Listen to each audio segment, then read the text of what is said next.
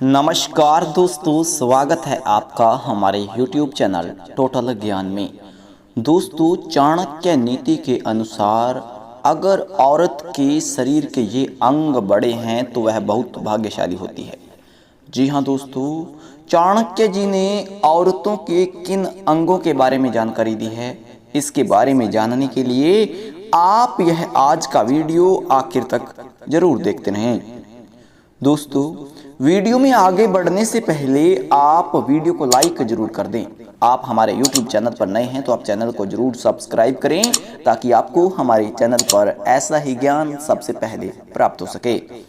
दोस्तों, क्या आप अपने शरीर के गुप्त रोगों से परेशान हैं? ये रति योग आयुर्वेदिक औषधि आपके शरीर के सभी गुप्त रोगों को दूर करके आपकी मर्दाना ताकत को बढ़ाने का काम करेगी। खरीदने के लिए दिए गए कंपनी के नंबर पर आप अभी कॉल करें। दोस्तों, अगर आप माता लक्ष्मी के सच्चे भक्त हैं तो आप कमेंट बॉक्स में जय माता दी, जय मां लक्ष्मी जरूर लिख दें। दोस्तों, ऐसा कहा जाता है कि स्त्री को समझना बहुत ही मुश्किल काम है। ब्रह्मा जी की नारी एक ऐसी रचना है जिसे वह स्वयं भी पूरी तरह से समझ नहीं पाए। इसी कारण इस रचना के दोष एवं गुणों का परिणाम लगाना असंभव है। प्राचीन काल से ही कई विद्वानों ने स्त्रियों पर कई ग्रंथ लिखे, लेकिन यह भी उनके स्वभाव का संपूर्ण वर्णन नहीं कर सकते। वैसे तो ऋषि मुनियों ने स्त्रियों को घर की लक्ष्मी माना है।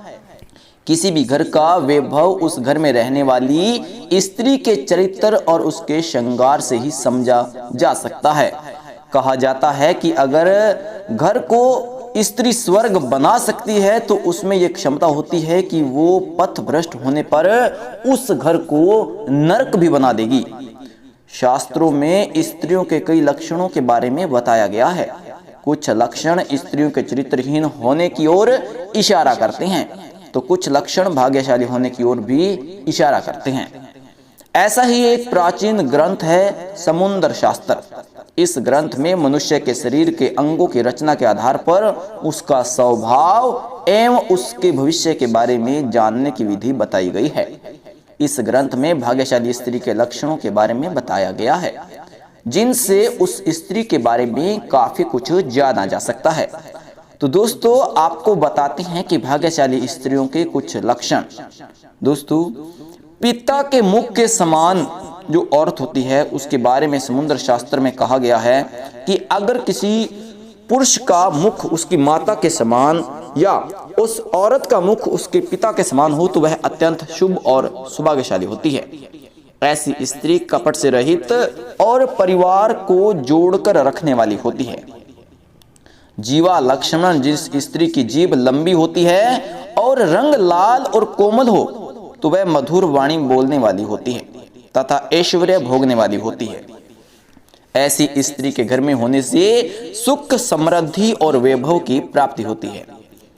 इसके बाद चाणक्य जी कहते हैं कि काली जीभ वाली महिला, ऐसी महिला देवी तथा धनहीन मानी जाती है। जी हाँ दोस्तों, ऐसी महिला दुर्देवी यानी कि ऐसी औरत कुलक्षणी होती है और धनहीन मानी जाती है जिस औरत की जीभ काली होती है। नासिका लक्षण, जिस स्त्री की नाक लंबी हो और जिस स्त्री की नाक के अगले हिस्से पर मसा या तिल हो तो वह अत्यंत शुभ मानी जाती है। अगर नाक के अन्य स्थानों पर भी तिल है तो वह भी सुख भोगने वाली होती है। अर्थात नाक पर तिल होना अत्यंत शुभ लक्षणों में से एक है। मुख लक्षण, जिन स्त्रियों का मुख्य यानी कि मुख गोल तथा चमकीला होता है वह ऐश्वर्य भोगने वाली होती है। यानी कि जिस स्त्री का मुख अपने संतान के जैसा होता है वो स्त्री बहुत भाग्यशाली कही जाती है। जी हाँ दोस्तों, इसके बाद चाणक्य जी कहते हैं कि लंबी उंगलियों वाली स्त्रियों की एक अत्यंत खास प्रचलन है कि जिन स्त्रियों की उंगलियां लंबी होती है वह अत्यंत दुर्लभ होती है। जिस स्त्री की उंगलियां लंबी होती है वो हो ऐश्वर्य भोगने वाली होती है, परंतु छोटी उंगली वाली महिलाएं दूसरों के लिए भाग्यशाली मानी जाती है, परंतु इसके जीवन में केवल दुख और कष्ट मिलता है। इसके बाद चाणक्य जी कहते हैं कि जिस स्त्री के कान द्वितीय यानी कि चंद्रमा के समान हो और जो रूम रहित हो अर्थात कान पर बाल ना हो, वह अत्यंत शुभ और भाग्यशाली मानी जाती है। ऐसी महिला आज्ञाधारक तथा विनम्र मानी जाती है।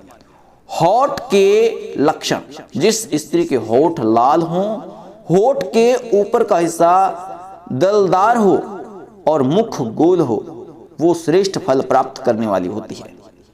ऐसी महिलाओं से विवाह करने वाला पुरुष उन्नति प्राप्त करता है। जिस पुरुष के होठ मोटे हों वे अच्छी चाल चलन वाले होते हैं। छोटे और पतले होठ वाले पुरुष धोखेबाज और कपटी भी हो सकते हैं। इसके बाद दोस्तों चाणक्य जी कहते हैं कि जिन औरतों के बाल लंबे और काले घने होते हैं अर्थात यही है कि वह शुभ और सौभाग्यशाली की निशानी है। इसी कारण लंबे बालों वाली महिलाओं को शुभ माना जाता है। जिन औरतों का पैर का अंगूठा ज्यादा लंबा होता है उसे अपने जीवन में बार बार परेशानियां झेलनी पड़ती हैं, लेकिन जिस महिला का अंगूठा चौड़ा, गोल और लालिमा लिया होता है वह स्त्री भाग्यशाली होती है। नेत्र लक्षण, जिस स्त्री की आंखें बड़ी, हिरनी के समान और सफेद भाग में अत्यंत लालिमा होती है वह बहुत भाग्यशाली और सुख भोगने वाली होती है। गोलाकार एड़ियां, जिस महिला की पैरों की एड़ियां गोलाकार और कोमल होती है वह सारी उम्र सुख सुविधाएं भोगती है। तो दोस्तों इन गुणों के कारण परिवार को वे औरतें लाभ पहुंचाती हैं और अपने आचरण से परिवार का जीवन सुखमय और सफल बना देती हैं। तो दोस्तों आज हमने इस वीडियो के माध्यम से आपको चाणक्य नीति और हिंदू धर्मशास्त्रों के मुताबिक बताया कि औरतों के इन अंगों से पता लगाया जा सकता है कि ये औरतें भाग्यशाली हैं, और इन अंगों से पता लगाया जा सकता है कि औरतें कुलक्षणी हैं और धनहीन होती हैं। दोस्तों वीडियो कैसा लगा कमेंट बॉक्स में हमें जरूर लिखें। ऐसे ही वीडियो देखने के लिए आप हमारे चैनल को जरूर सब्सक्राइब करें।